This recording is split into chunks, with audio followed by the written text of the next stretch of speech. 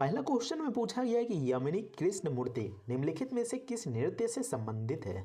तो यामिनी कृष्ण मूर्ति किस नृत्य से संबंधित है। तो इसका जवाब हो जाएगा ऑप्शन नंबर ए, भरतनाट्यम से संबंधित है, ऑप्शन ए।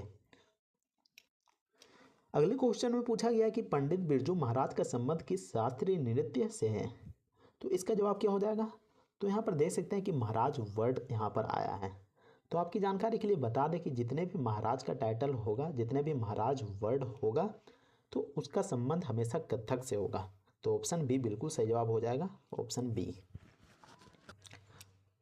नेक्स्ट क्वेश्चन में पूछा गया है कि रागिनी देवी किस शास्त्रीय नृत्य शैली से संबंधित है। तो रागिनी देवी जी का किस शास्त्रीय नृत्य से संबंध है। तो क्या जवाब हो जाएगा इसका। तो इसका जवाब हो जाएगा मोहिनी अट्टम, ऑप्शन बी, मोहिनी अट्टम से संबंधित है।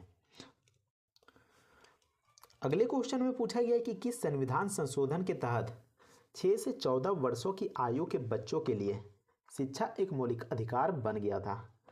तो संविधान संशोधन किया गया था, तो कितनावें संविधान संशोधन किया गया था जिसके जरिए 6 वर्ष से लेकर 14 वर्षों के आयु के बच्चों के लिए निःशुल्क शिक्षा का एक मौलिक अधिकार किया गया था, यानी कि बनाया गया था। तो कितनावें संविधान संशोधन किया गया था।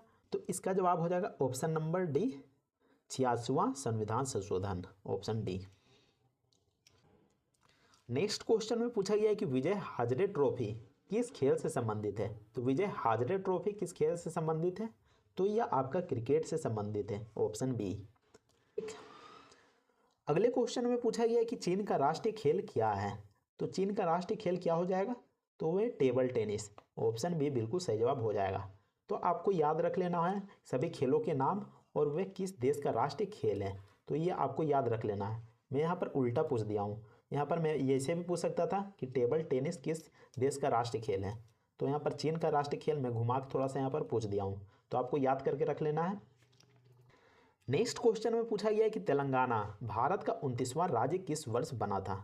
तो तेलंगाना को भारत का राज्य बनाया गया था, तो किस वर्ष बनाया गया था। तो इसका जवाब हो जाएगा 2014 में बनाया गया था, ऑप्शन सी। नेक्स्ट क्वेश्चन में पूछा गया है कि मंडाना लोक कला शैली का संबंध किस भारतीय राज्य से है। तो मंडाना लोक कला शैली का संबंध किस राज्य से है। तो इसका जवाब हो जाएगा राजस्थान से है, ऑप्शन ए, राजस्थान से है। नेक्स्ट क्वेश्चन में पूछा गया है कि सुंदरबन को किसके लिए विश्व विरासत स्थल के रूप में घोषित किया गया है। तो सुंदरबन जो है उसको विश्व विरासत स्थल के रूप में घोषित किया गया है, तो किस कारण से किया गया है। तो इसका जवाब हो जाएगा सदाबहार वन के कारण किया गया है, ऑप्शन सी, सदाबहार वन के लिए किया गया है। अगले क्वेश्चन में पूछा गया कि भारत में निम्नलिखित में से किस राज्य में अधिकतम यूनेस्को विश्व धरोहर स्थल है। तो भारत का ऐसा कौन सा राज्य है जहां पर सबसे अधिक मात्रा में यूनेस्को विश्व धरोहर स्थल है। तो इसका जवाब हो जाएगा महाराष्ट्र राज्य में स्थित है, ऑप्शन ए। नेक्स्ट क्वेश्चन में पूछा गया कि भारतीय संविधान में मौलिक कर्तव्य किस देश से लिया गया है। तो भारतीय संविधान में मौलिक कर्तव्य किस देश से लिया गया है। तो इसका जवाब हो जाएगा रूस से लिया गया है, ऑप्शन बी। नेक्स्ट क्वेश्चन में पूछा गया कि भारतीय संविधान के आपातकालीन प्रावधान किस देश के संविधान से प्रभावित है। तो यहाँ पर आपातकालीन प्रावधान पूछा गया है, तो आपातकालीन प्रावधान किस देश से लिया गया है। तो लिया गया है जर्मनी से, ऑप्शन ए बिल्कुल सही जवाब हो जाएगा। नेक्स्ट क्वेश्चन में पूछा गया कि इनमें से कौन सा अनुच्छेद राज्य की परिभाषा को परिभाषित करता है। तो कौन सा अनुच्छेद हो जाएगा जो कि राज्य की परिभाषा को परिभाषित करेगा। तो यहाँ पर देख सकते हैं ऑप्शन डी, अनुच्छेद 12 बिल्कुल सही जवाब हो जाएगा। नेक्स्ट क्वेश्चन में पूछा गया कि निम्नलिखित में से कौन वर्ष 1953 में गठित राज्य पुनर्गठन समिति का सदस्य नहीं था। तो आपको बता दूं कि 1953 में गठित राज्य पुनर्गठन समिति बनाया गया था, तो उसका सदस्य कौन नहीं था 1953 में। तो इसका जवाब हो जाएगा पटाभी सीतारमैया, ऑप्शन बी बिल्कुल सही जवाब हो जाएगा। अगले क्वेश्चन में पूछा गया कि भारत की सबसे ऊंची पर्वत चोटी है। तो भारत की सबसे ऊंची पर्वत चोटी कौन सा है। तो वो है कंचनजंगा, तो ऑप्शन सी बिल्कुल सही जवाब हो जाएगा। नेक्स्ट क्वेश्चन में पूछा गया कि सिलवासा कहाँ की राजधानी है। तो सिलवासा दादर और नगर हवेली की राजधानी है, ऑप्शन बी। नेक्स्ट क्वेश्चन में पूछा गया कि नेसेट किस देश की संसद का नाम है। तो नेसेट किस देश का संसद का नाम है। तो वो नाम है ऑप्शन नंबर डी, इजराइल का। नेक्स्ट क्वेश्चन में पूछा गया कि गिर वन्य जीव अभयारण्य निम्नलिखित में से किस जानवर के संरक्षण के लिए जाना जाता है। तो जो गिर वन्य जीव अभयारण्य है वह किस चीज़ के लिए फेमस है, किस जानवर के लिए फेमस है, तो वह है शेर के लिए। ऑप्शन डी बिल्कुल सही जवाब हो जाएगा। नेक्स्ट क्वेश्चन में पूछा गया कि निम्नलिखित में से कौन सा दुनिया का सबसे ऊंचा झरना है। तो दुनिया का सबसे ऊंचा झरना कौन सा है, तो वह है एंजल जलप्रपात। Option D. अगले क्वेश्चन में पूछा गया कि निम्नलिखित में से कौन सा एक भूमि बंद बंदरगाह है। तो कौन सा हो जाएगा जो कि एक भूमि बंद बंदरगाह है, तो इसका जवाब हो जाएगा Visakhapatnam. Option A. Next question में पूछा गया कि पौधों में प्रकाश संश्लेषण के लिए कौन जिम्मेदार होती है। तो प्रकाश संश्लेषण के लिए पौधों में कौन जिम्मेदार होता है, तो वो होता है पत्ता। ऑप्शन नंबर सी पत्ते। नेक्स्ट क्वेश्चन में पूछा गया कि पृथ्वी पर ऊर्जा का मुख्य स्रोत क्या है। तो पृथ्वी पर ऊर्जा का मुख्य स्रोत क्या है, तो वो है सूर्य, सौर ऊर्जा। नेक्स्ट क्वेश्चन में पूछा गया कि मानव शरीर की सबसे छोटी हड्डी कौन सी है।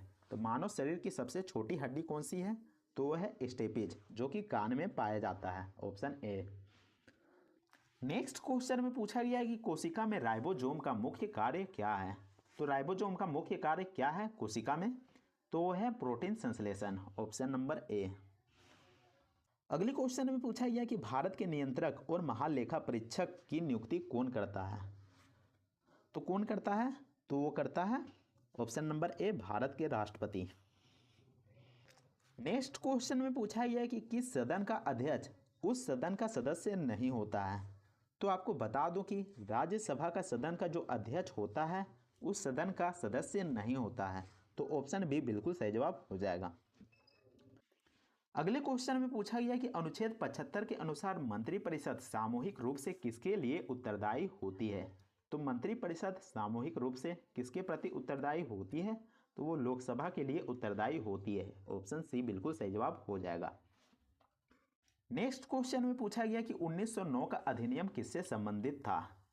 तो 1909 का अधिनियम किससे संबंधित था, कौन सा ऑप्शन हो जाएगा, तो इसका ऑप्शन हो जाएगा ए ऑप्शन, अलग निर्वाचक मंडल की शुरुआत। बिल्कुल सही जवाब हो जाएगा।